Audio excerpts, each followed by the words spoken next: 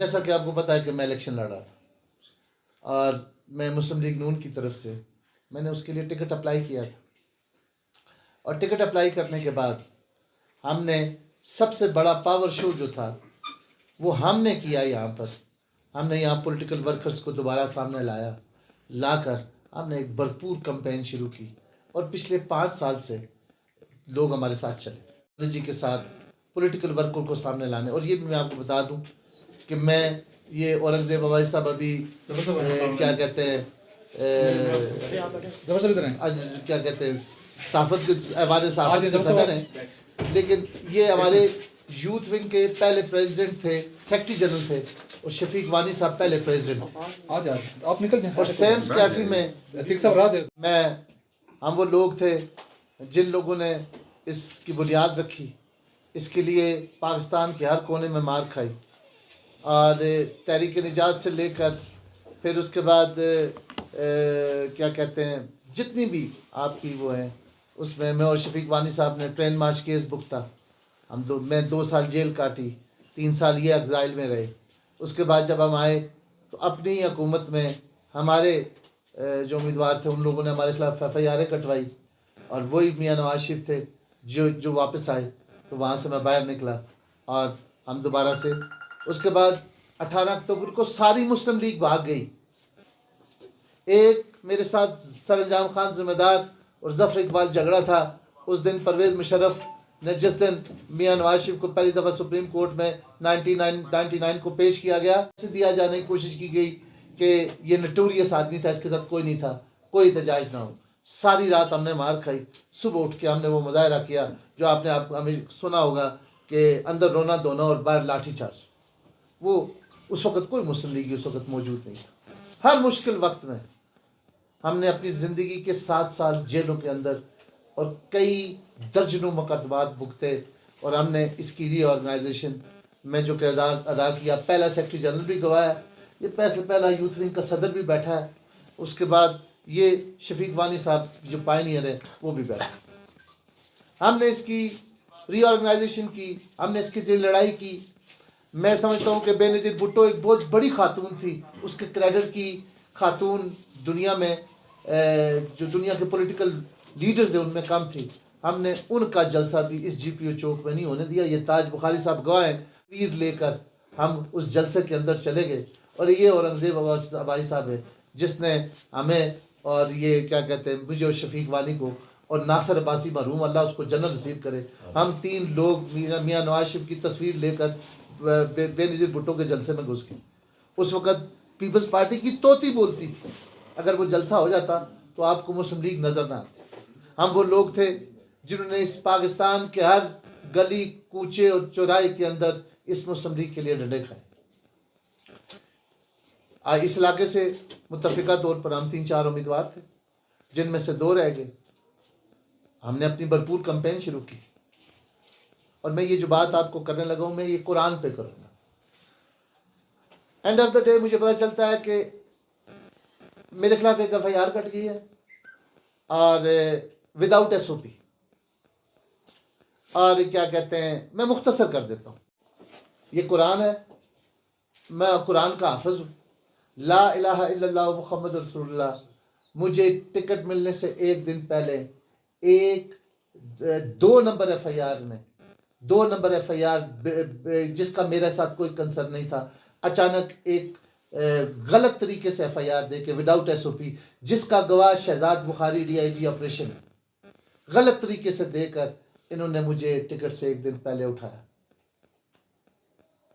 और यहाँ पर कहा गया कि चेक, मैं वाज़ह कर दूं, मेरा दादा और नवाब बावलपुर वो लोग थे जिन्होंने पहले पैसे जाकर कायदा मोहम्मद अली जिन्ना को दिए थे। मेरे एसेट्स आज भी मौजूद है। 20 साल में मेरे खिलाफ एक मुकदमा नहीं है। मैं ये कुरान पे कहता हूं कि मैंने आज तक जो जिरगा किया अल्लाह के कुरान के लिए और अल्लाह के कुरान के मुताबिक किया इस मरी के अंदर। मैंने आज तक जो सियासत की पॉलिटिकल वर्कर्स को अपलिफ्ट करने के लिए की। मैं यहाँ खड़ा इसलिए हुआ कि नासिर अब्बासी मरहूम को सरेआम ये गली बाजार में मारा गया, इसलिए कि उसने टिकट अप्लाई किया था और वो बगारत आदमी था, वो हार्ट अटैक से मर गया। मैंने उस दिन कसम उठाई थी कि मैं इनके खिलाफ खड़ा हूं। मुझे 10 दिन अंदर रखा गया सिर्फ इस वजह से कि मैं इलेक्शन कैंपेन ना चला सकूं। मैं ये कुरान पे कह रहा हूं। हमारा कसूर क्या है? मुझे बताएं कि किस वजह से मुझ पर मेरे अभी पांव पकड़े गए हैं। मैं बहुत सी बातें आपके सामने, मैंने ये शफीक वानी साहब बैठे, राशिद गनी साहब बैठे, मैं बहुत सी बातें आपसे करना नहीं चाह रहा। ये मैदान में मेरा मुकाबला करते मैं इनको छठी का दूध याद दिलाता। मुझे कहा जाता कि यार आप क्या कहते हैं उसको, आप इलेक्शन ना लड़ो। मैंने तो ये शफीक वानी साहब कहा है, या भी आपसे बात करेंगे, क्या है इस जमात के वाली वारिस हम में कोई ऐरा गैरा नथु खैरा नहीं है। इसके कल भी हम थे, इसके आज भी वारिस हम हैं और इसको आज भी हम चलाएंगे। किसी के बाप के जागीर नहीं है ये, ना हम किसी के ये किसी की झोली में उठाकर फेंकेंगे। हमें पता है ये क्या हुआ और क्या नहीं हुआ। यहां पर मेरे खिलाफ प्रोपेगेंडा किया गया कि जी के चेक था, वो चेक की डिसऑनर करने पर अंदर हुआ है। वो चेक निकाल के लाओ, वो कौन सा था? मेरे एसेट्स इस वक्त भी इलेक्शन कमीशन में पड़े हैं। मैं $3.5 मिलियन का कंसोर्शियम चलाता हूं दुनिया के अंदर। आई रिपीट, मैं $3.5 मिलियन का कंसोर्शियम चलाता हूं इस दुनिया के अंदर। दूसरा बड़ा टीवी चैनल का पूरी क्या कहते हैं जो उसका फाइनेंस है वो मेरे कर चुका है। 1 रुपया साबित नहीं कर सका। मैंने आज तक जिंदगी में दानिस्ता किसी के साथ ज्यादती नहीं की। ये कुरान पे कह रहा। हमने नीयत भी किसी के लिए खराब नहीं की।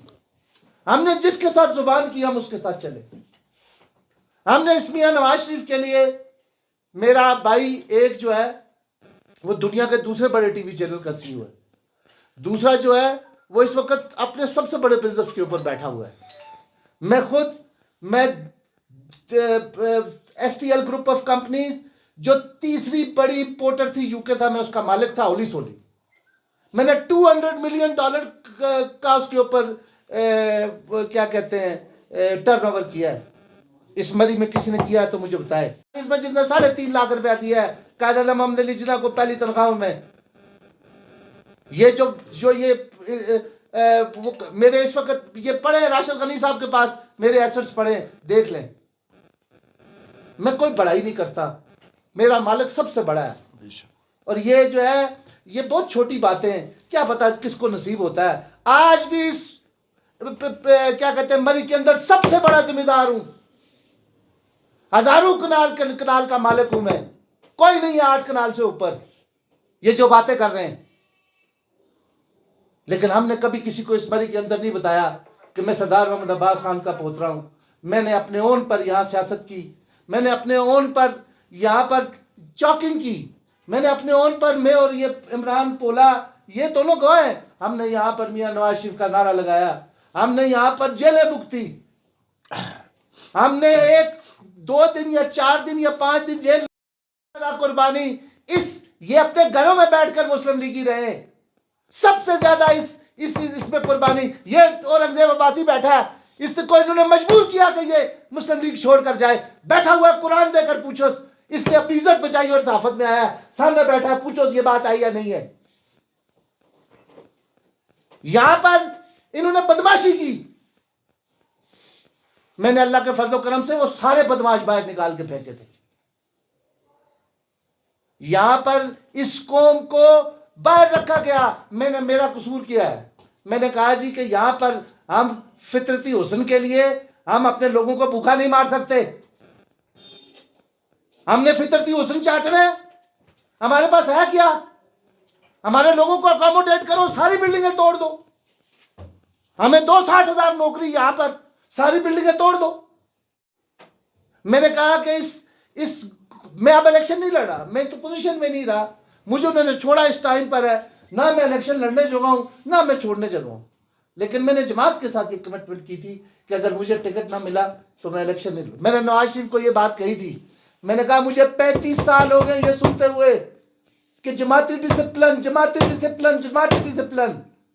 ये सब की बंद हो गई है। इनमें से किसी की जरूरत नहीं है कि ये नवाज शरीफ के सामने बात कर सके। खुदा पाक की कसम, कुछ लोग इतने बेइज्जत हुए, अगर उनकी जगह में होता तो मैं जमात उसी वक्त छोड़ देता।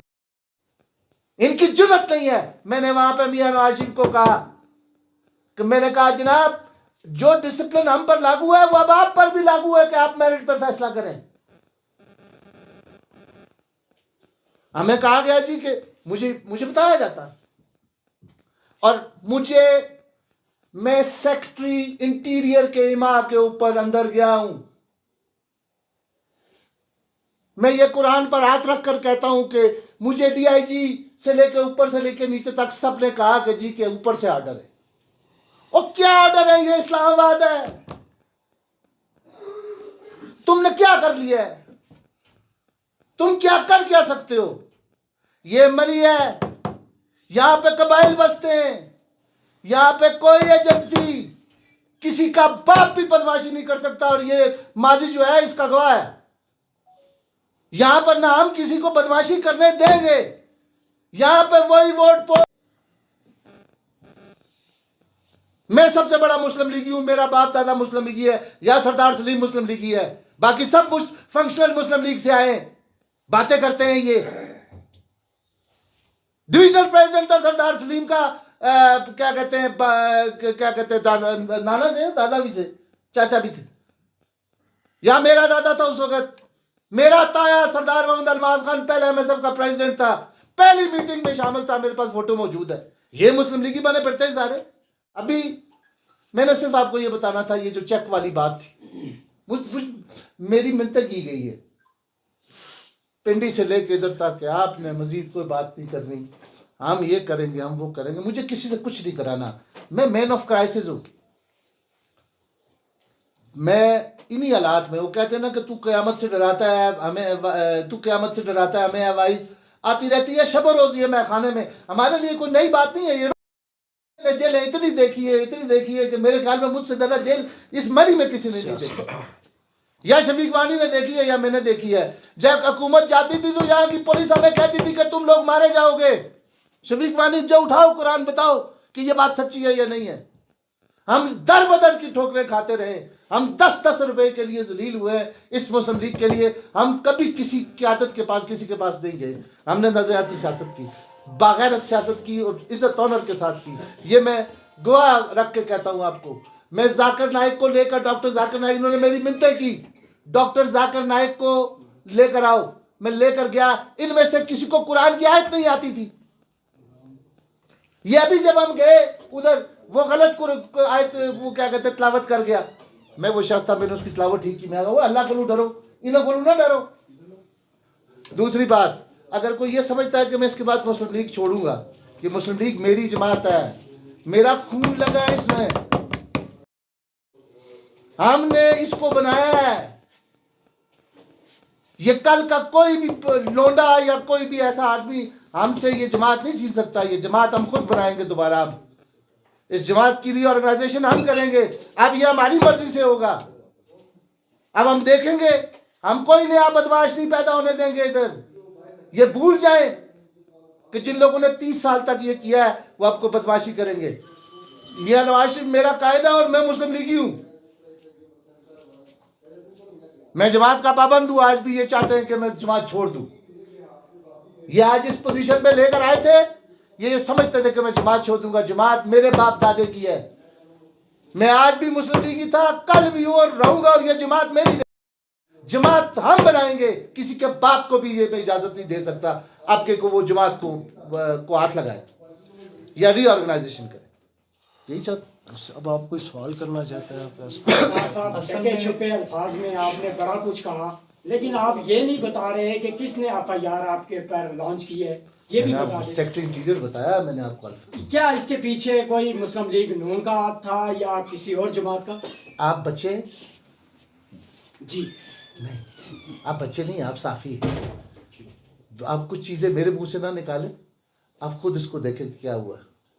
इसके ऊपर एक पूरी और इन्वेस्टिगेशन कमेटी बैठी है, वो अपनी रिपोर्ट दे रही है। मेरे साथ के सब, मैं 7 महीने के लिए बुक था भाई। ये तो मुझे निकालने वाले निकाल के लाए, उनको 4 दिन के बाद पता चला कि मैं अंदर हूँ। और दूध सुनो, मेरे साथ फवाद चौधरी था, मेरे साथ मुअज्जम शेख के घर में, वो टिकट नहीं मिला, उसके घर में छापे मारे गए। क्यों भाई? ये कौन करा रहा है?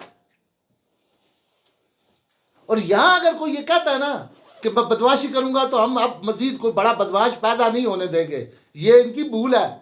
हाँ, जमात मेरी है, मुस्लिम लीग। मैंने कहा था कि जमात टिकट नहीं देगी। मेरा आपने मेरा इंटरव्यू किया रईस के साथ इंटरव्यू में अपनी बात। रईस, मैंने आपको क्या कहा था कि जमात जिसको टिकट देगी मैं उसके साथ खड़ा हूँ, ऐसे ही यही कहा था। मैंने कहा तमाम लोग हमारे लोग हैं, मैंने तमाम पॉलिटिकल वर्कर्स के नाम लिए। हम वो लोग नहीं है कि हम जमात हमारी है। और इंशाअल्लाह ताला अभी शफीक वानी साहब, राशिद गनी साहब, हम सब लोग बैठेंगे, इस मामले में हमारी मशावरत है। मशावरत के बाद इंशाअल्लाह मैं आपको बताऊंगा कि हमने क्या फ़ैसला किया है। इसमें हमारे और मुस्लिम लीग के साथी भी आ रहे हैं। मैं कल जेल से आया हूँ, रात को पहुँचा हूँ, पहुँच कर मैं सुबह आपके पास यहाँ पर है। लेकिन मेरा गिला जो है, ये बात आप, मेरा गिला औरंगजेब अब्बासी और शफीक वानी से है। मेरा इस दुनिया में किसी और बंदे से गिला नहीं है। सर पहले कि आप किसी एफआईआर में, मैं ये फिर कुरान में हाथ रख के कहता हूँ, एक इल्लीगल एफआईआर जो कटती ही नहीं, और जिसका एसओपी ही नहीं है इस्लामाबाद पुलिस, जिससे पूछो वो कहता है सेक्रेटरी इंटीरियर ने कहा है। मैंने अभी हाई कोर्ट रिट की है। बतौर मुस्लिम लीग नून के वर्कर आपका काम किसी से ढका छुपा नहीं, आपने मुश्किल हालात में पार्टी के लिए काम किया और सफ़े अव्वल में हमेशा आप नज़र आए। ये बताएं कि आपने कहा कि मियां नवाज शरीफ मेरे कायद हैं और मुस्लिम लीग नून के अंदर हूँ, तो क्या आप ये बताएं कि इस सूरत हाल के बाद जब आपने डिसिप्लिन की पाबंदी के तहत जो है वो इलेक्शन से दस्तबरदार हो रहे हैं, इलेक्शन ना लड़ने का आप ऐलान कर रहे हैं, तो क्या जो मौजूदा मुस्लिम लीग नून के उम्मीदवार हैं उनमें से किसी ने आपसे रब्ता किया है और क्या आप इलेक्शन में उनकी हमायत करेंगे, उनकी कैंपेन? ये अभी बैठकर ये फैसला करेगी हमारी सारी टीम। मेरे साथ तो बहुत सी पूरा हल्का में कुछ लोग हैं, बहुत से लोग चलते हैं बकौल एजेंसीज के कि मैं 60,000 वोट की नहीं। अच्छा, अगर 60 वो आख रहे हैं तो थोड़े बहुत तो ऐसे मैंने उनसे मुशावरत करनी है। मैंने उनके सामने ये सारी बात रखनी है कि हमारे साथ ये जुल्म हुआ है, हमारे साथ ये हुआ है, हमें इसको आगे इसको ढकना है। अब हमारे पास गलती की गुंजाइश नहीं है। आपके पास मुस्लिम लीगी 40 साल से कम उम्र पॉलिटिकल वर्कर ख़त्म हो गया है। मैं ये कहता था ना कि हारून महफूज का बाप सबसे बड़ा मुस्लिम लीगी था। 1978 में उसने वो दी, उसको किसने निकाला मुस्लिम लीग से? उसको कोने से लगाया गया, वो अपना काम करता था, तुम लोगों ने उसका होटल गिराया, उसको पाँव पे लाया, उस सारे बदले इस दफ़ा तुझा को लूकिंदे पुत्र लगने हो तुझ उसने। आप मुझे बताओ कि मसूद अब्बासी एडवोकेट का बाप 1978 में कौन जिम्मेदार है उसको दीवार के साथ लगाने का? यहाँ पर एमपीए का मैं बहुत सी बातें करना नहीं चाहता, अगर मैं करूँगा तो फिर इसके लिए, लेकिन हम पहले मुस्लिम लीग के अंदर बैठ हैं, हम इसके ऊपर बैठकर ये सारा मामला हम उनके सामने रखेंगे, रख कर फिर उसके बाद जो हमारा डिसीजन होगा इंशाअल्लाह ताला कल शाम को हम आपको। मोहसिन साहब, आपको कहीं ये ग्रुप आपको कहता है कि आप इलेक्शन लड़े, तो फिर क्या देखें जी, अभी कलर के लोग आ रहे हैं, हमारे कौटा के लोग आ रहे हैं, कोटली सतिया के लोग आ रहे हैं, हमारे मेरे अपने जो इधर से दूसरा नीचे वाला बेल्ट है, हमने उनको बुलाया। हम तमाम लोग बैठेंगे, ये एक शख्स का फैसला नहीं, ठीक। मैंने आपको कहा कि ये हमारा डिसीजन था कि हमने पार्टी डिसिप्लिन के खिलाफ नहीं जाना, और हमने मुकाबला किया था। उसमें 2 लोग थे, एक को टिकट मिलता है, उस एक को नहीं मिलता। ये बात मैंने तो फैल साहब को भी, आपको भी इंटरव्यू, आप लोग गवाह हैं, मेरा पिछले इंटरव्यू निकाल के देखें। मैंने कहा जिसको टिकट नहीं मिलता वो दूसरे के साथ चलेगा।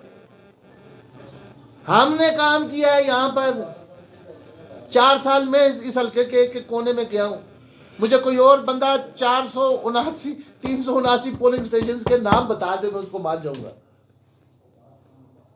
379 पोलिंग स्टेशन जो है, मैं सर 379 वो है जो मेजर है, औरतों के छोड़कर, ठीक है।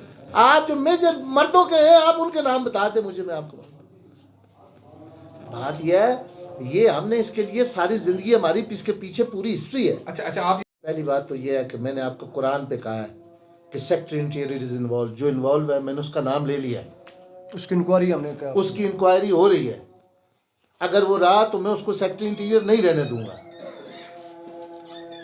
पहली बात तो ये है कि ये हुआ क्यों। मैं तो इसका भी खिलाफ था, मैं तो कहता था कि आप किसी को मत पकड़ें, आप मैदान छोड़े खुला, उसमें हम कच्छ मैदान तक कच्छ कोड़ा, हम जीत हार का फैसला कर लेंगे। ये मसाइल जो है इन्होंने हमें पीछे धकेला है बनिस्बत के लिए हमें आगे लेके जाते। यार आप पे जांच हुई है, आप उसका ना तो मतन बता रहे हैं, ना उसमें दर्ज किए सब दफात बता रहे हैं, और ना वो आपने एफआईआर की कॉपी मीडिया के दोस्तों को दिखाई है। तो उसमें क्या वो कैसे खुफिया जो दफात थे जिसको वो आप मैंने कुरान पे हाथ रखा, मैं उसमें पहली बात यह है कि उसमें चेक इन्वॉल्व नहीं था, ठीक है। ये जो मेरे खिलाफ जो कार्रवाई थी उसमें चेक इन्वॉल्व नहीं था। उनके कहने का मकसद ये है कि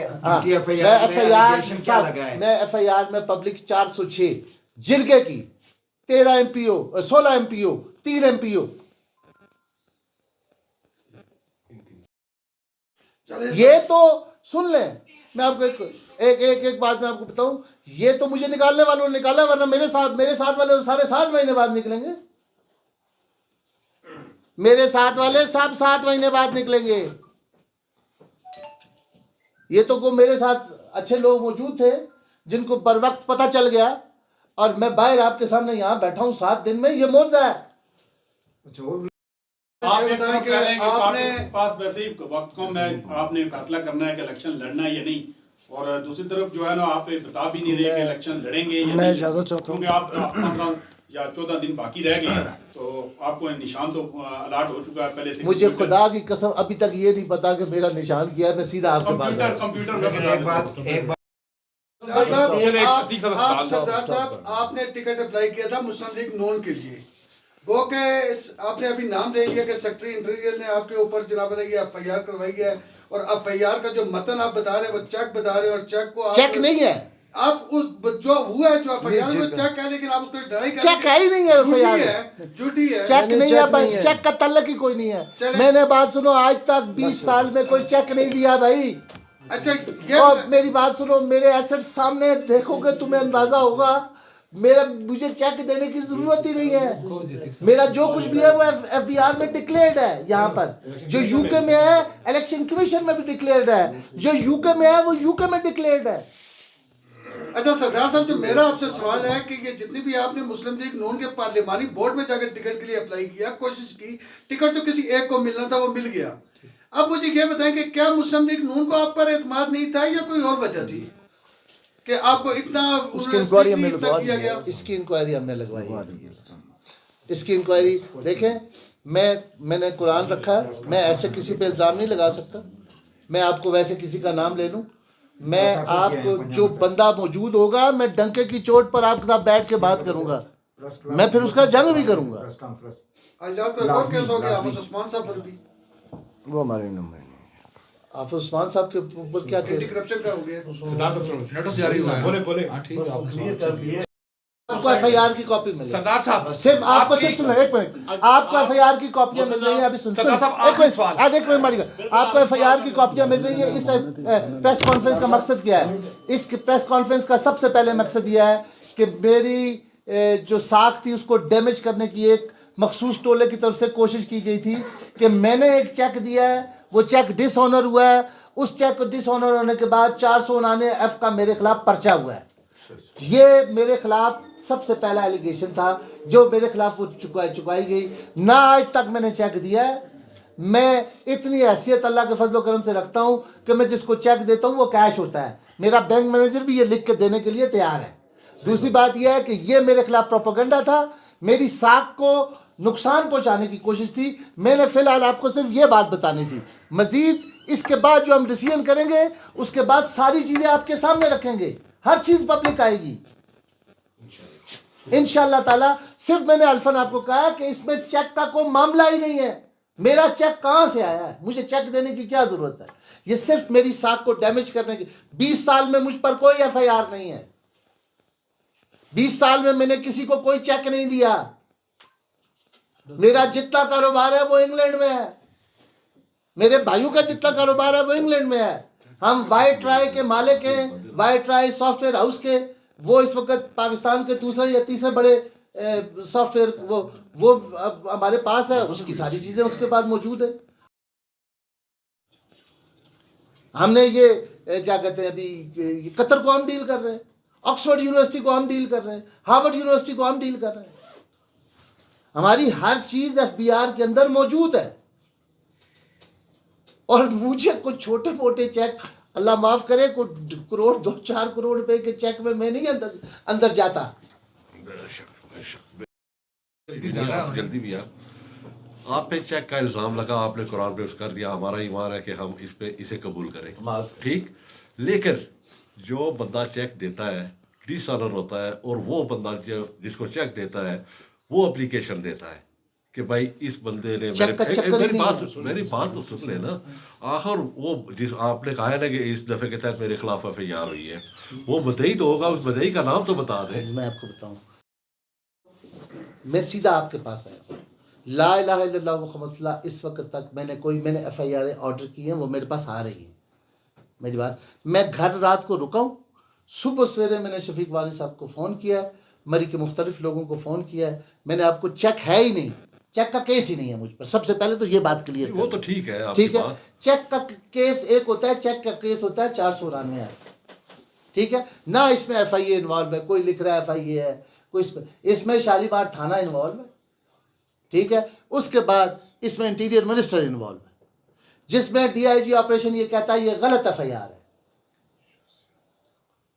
ठीक है। उसको कहा जाता है जी हमें ऊपर से ऑर्डर आया है। उसने कहा भाई आप विदाउट SOP ये गलत FIR क्यों दे रहे? उसने कहा ऊपर से ऑर्डर है। चलो जी, बहुत सिंपल सी बात यह है। मैंने सिर्फ आपको ये बात बार बार करानी थी कि ये जो मेरे खिलाफ एक नेगेटिव प्रोपेगेंडा करके मुझे खराब करने की कोशिश कर रहे थे, मैंने वो आपको अल्फन बता दिया है कि इसमें चेक और इस किस्म की किसी चीज का इन्वॉल्वमेंट नहीं। जो मोहसिन साहब ने वाक़यात यहाँ पे बयान किए, हम इसकी भरपूर मज़ामत करते हैं, क्योंकि मोहसिन अब्बासी जो है वो हमारा एक साथी है। हमारा आम जमात का वर्कर के साथ भी ज़्यादती हो तो हम उसको कंटेक्ट करते हैं, ये तो बहुत बड़ा, ये हमारा लीडर है, इसने जमात के साथ बहुत वक्त लगाया है। इंसान पे ऊंच नीच, दुख, दर्द, ये इंसान की ज़िंदगी का एक हिस्सा है।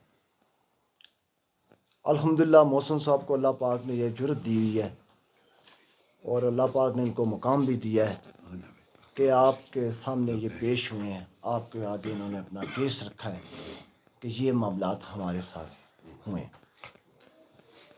जहाँ तक पार्टी की बात है, पार्टी के अंदर हर शख्स का टिकट अप्लाई करना हक है। उसमें मोहसिन अब्बासी साहब ने भी कहा, मोहसिन अब्बासी साहब ने एक नज़रिए के तहत अपनी कोशिश की, हमने कोशिश की, दोस्तों ने कोशिश की कि हमारे MNA का टिकट मोहसिन साहब को दिया। ऊपर से उन्होंने फ़ैसला कर दिया, टिकटों के फ़ैसले हो गए हैं। मियाँ अब सारी ज़िंदगी सरदार मोहसिन साहब ने इस जमात के साथ वफ़ की, मैंने की, मुज़ैब साहब ने की, सब भाइयों ने की। हमारी मोहसिन साहब से डिबेट हुई, बातचीत हुई। हम ये समझते हैं कि इस वक्त जो हालात वाक़यात हमारे मुल्क के जा रहे हैं, उसमें जो भी साजिश हमारे साथ हुई है, जो भी साजिश हुई है, उसके बावजूद हमने सरदार साहब से रिक्वेस्ट की है कि इस मुल्क की बका, इस शहर की बका, इस मरी की बका मियां नवाज शरीफ के साथ है। आप मेहरबानी करें, हम इस चीज़ का ज़ाला करेंगे, और आज हम डिमांड करते हैं कि जिस शख्स ने भी ये हरकत की है उसको तो इंशाअल्लाह अल्लाह पाक खैर करेगा। हम में आपस में इत्फाक है, इत्तेहाद है, हम कारकुन एक दूसरे के साथी हैं, हम हर मुश्किल वक्त में एक दूसरे के साथ खड़े रहेंगे। ख़ासकर मरी सिटी में हमारे वाले से, हमारी टीम के वाले से भी बड़े लोगों ने मिलाइन किया हमें, तो उसमें गुजारिश ये है कि उन लोगों को शर्म आनी चाहिए जिन्होंने ये झूठे इल्ज़ामात लगाए हैं, और वो फौरी तौर पे मेरा मुतालबा है उनसे कि वो माफ़ी मांगे सरदार साहब से, और अपनी ये जो झूठे रूमर्स पिछले 10-15 दिनों में उन्होंने बिलखसूस चेक के हवाले से कि चेक डिसऑनर के केस में सरदार साहब अंदर हुए हैं, इस कतन गलत है और इसको आज आपके सामने इजहार भी कर दिया गया। मेरा सबसे मुतालबा है कि वो माफ़ी मांगे सरदार साहब से। बहुत शुक्रिया।